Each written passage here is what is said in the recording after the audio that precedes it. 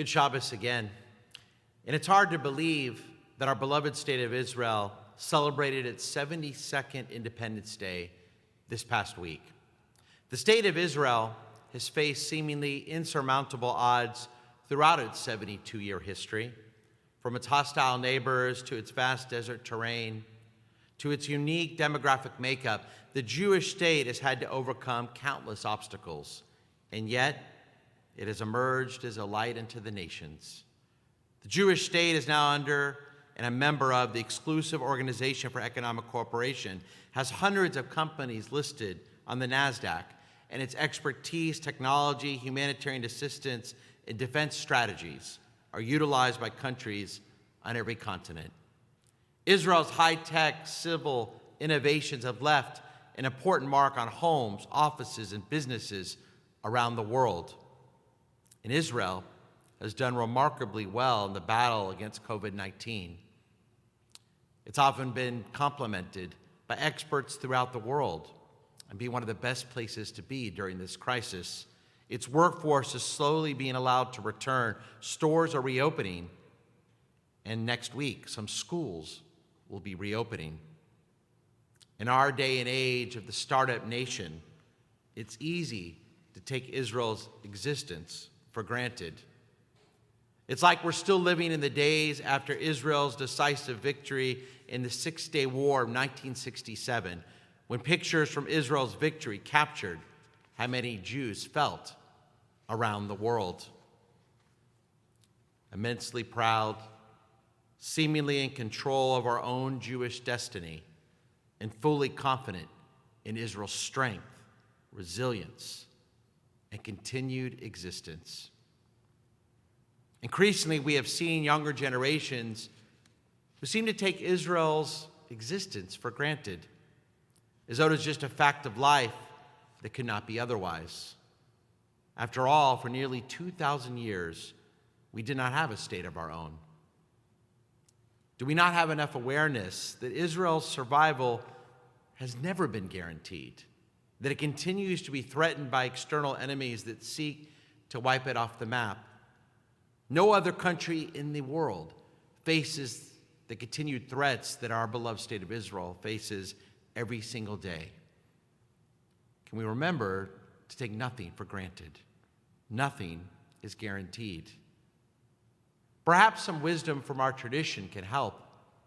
It's interesting that if you think about the many biblical holidays that we as Jews commemorate, there is no festival that commemorates the entrance of our people into the land of Israel, the primary goal of the Exodus in the first place. No holiday for when Joshua led our Israelite ancestors across the Jordan River 40 years after the Exodus from Egypt. Why? Why do we focus our energies on the beginning of the Exodus story, in the birth of our freedom with the holiday of Passover, and not the end, when we reach the goal, the arrival into the land of Israel?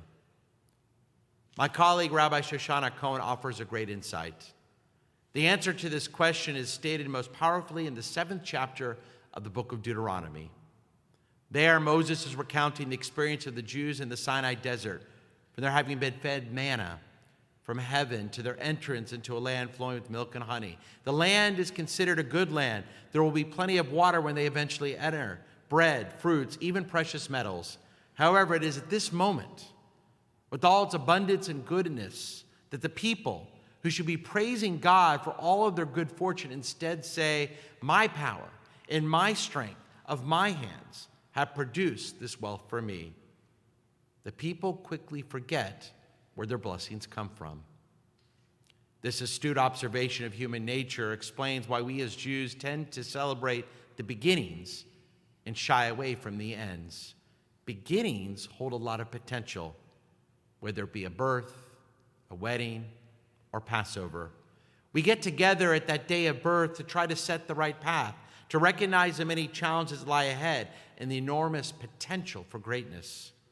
That is why in so many ways, Israel Independence Day, Yom HaAtzmaut, is very different than most of our other holidays.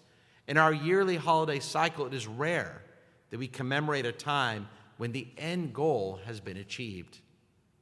It's because when we do, once everything looks completed, once we celebrate our success, we can be tempted to say, we did this, now we're done. No more work needs to be completed. That's not how our Jewish tradition works. That's not how Judaism affects us every year. Because this attitude can lead to a self-righteous complacency. And when we have this feeling of complacency, we lose the potential to grow. We feel satisfied with where we are and with our own ability to make it happen. We no longer seek more answers. We no longer question, and we no longer feel we need to enlist the help of others.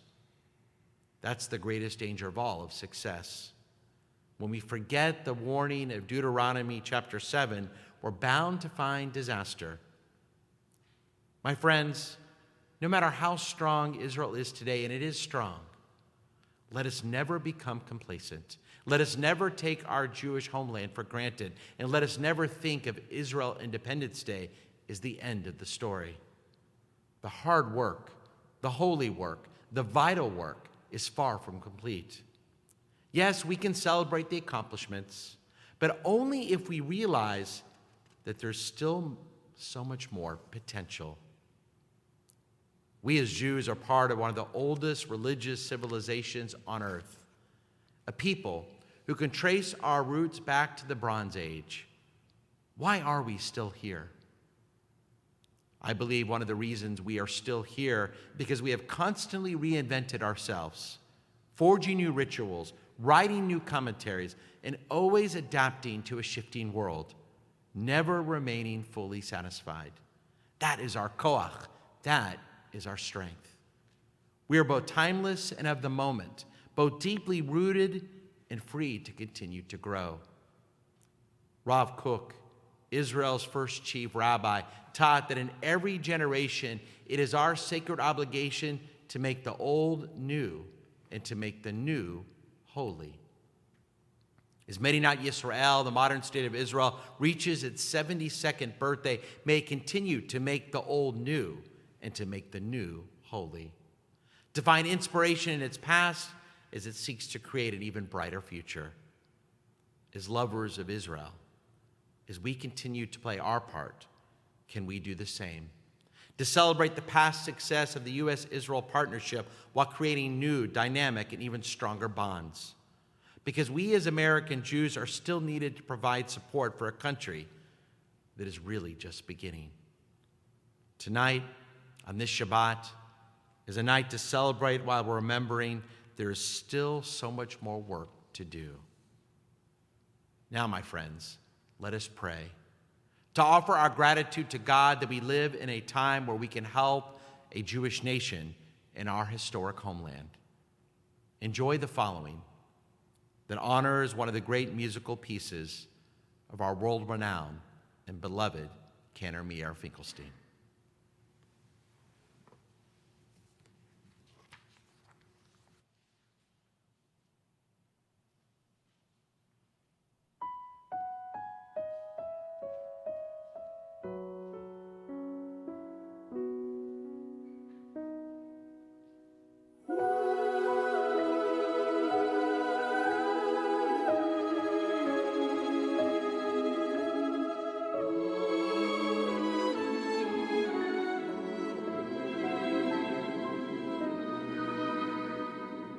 Love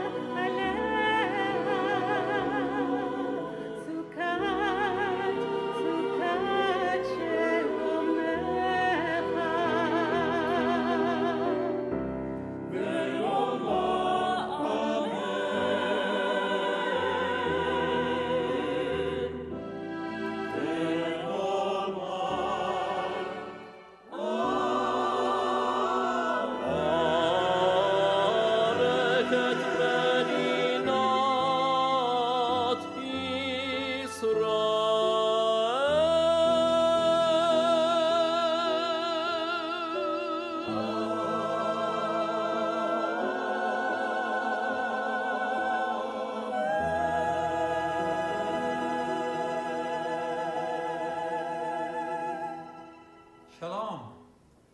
There are many good causes right now, especially in our Jewish communities. Let us not forget that our brothers and sisters in Israel are also struggling. If you're able to do so, please give to your favorite Israel charity as well. Toda Rabbi.